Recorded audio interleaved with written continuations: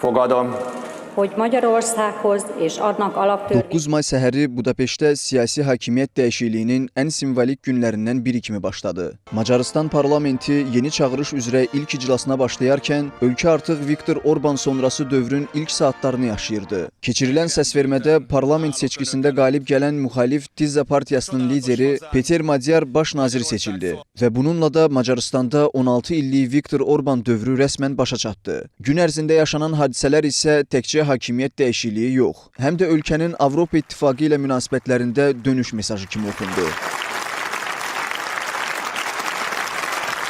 Səsvermədən dərhal sonra parlament zalında rəsmi and içmə mərasimi keçirildi və Peter Madyar vəzifəsinin icrasına başladı. Çıxışında o, Avropa İttifaqı ilə münasibətlərin normallaşdırılacağını, iqtisadi və hüquqi islahatların başlanacağını, həmçinin korrupsiyaya qarşı yeni mərhələnin açılacağını bəyan etdi. Madyarın nitqində xüsusilə Macarıstanın Avropa İttifaqından uzaqlaşdırıldığı illərin geridə qaldığı mesajı ön plana çıxdı. én Magyar Péter, fogadom,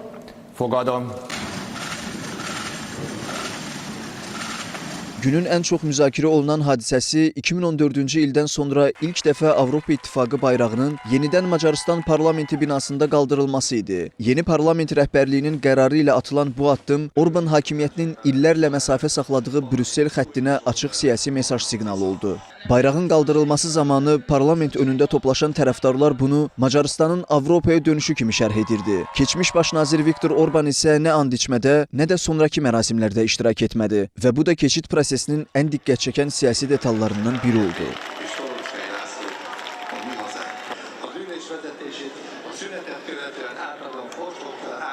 Rəsmi hissə başa çatdıqdan sonra Budapeştdə artıq siyasi protokol yox, bayram atmosferi hiss olunmağa başladı. Parlament önündə tərəfdarlar musiqi və çıxışlarla yeni hökumətin ilk gününü qeyd edirdilər. Bu qeyri-rəsmi mərhələdə Səhiyyə naziri postuna gətiriləcəyi deyilən Zsolt Hegedüş musiqi sədaları altında tərəfdarlarla birlikdə rəqs edib. Ekspertlərin fikrincə, bu hadisələr təkcə hakimiyyətin ötürülməsi yox, həm də Macarıstanın siyasi xəttində yeni mərhələnin başlanğıcı kimi qiymətləndirilir. Çünki həm simvolik addımlar, həm də yeni hökumətin ilkin bəyanatları ölkənin əvvəlki siyasi istiqamətindən fərqli kursa keçdiyini göstərir.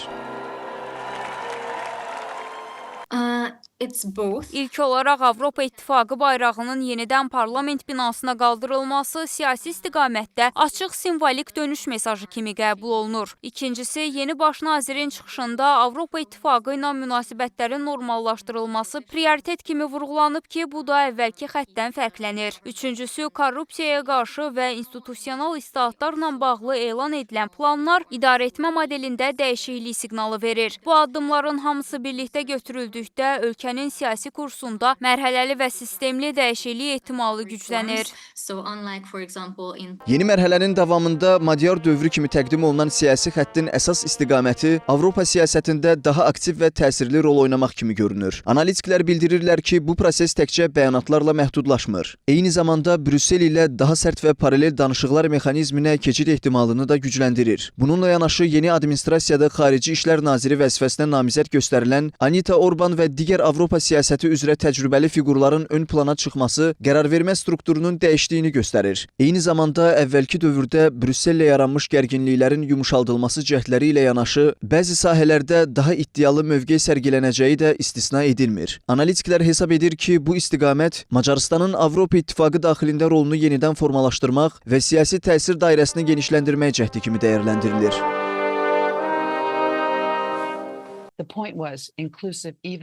Yeni hökumət Brüssellə münasibətləri daha aktiv və birbaşa formatda qurmağa çalışır. Bu da əvvəlki dövrlərlə müqayisədə daha təşəbbüskar mövqe deməkdir. Çünki qərarvermə proseslərində yalnız uyğunlaşan tərəf yox, təsir edən və şərt irəli sürən aktor olmaq niyyəti açıq şəkildə görünür. Həm daxili islahatlar, həm də xarici siyasətdə seçilən praqmatik yol Macarıstanın Avropa İttifaqı daxilində rolunu genişləndirmə strategiyasını işarə edir. Beləliklə, artıq Macarıstan siyasi və diplomatik baxımdan yeni siyasi hakimiyyətin vəzifədə olduğu dövrə qədəm qoydu. Parlamentdə baş verən rəsmi prosedurlar, simvolik addımlar və sonraki ictimai atmosfer ölkənin daxili və xarici siyasətində yeni tonun formalaşdığını göstərir. Bu dəyişikliklərin real nəticələrini isə zaman göstərəcək.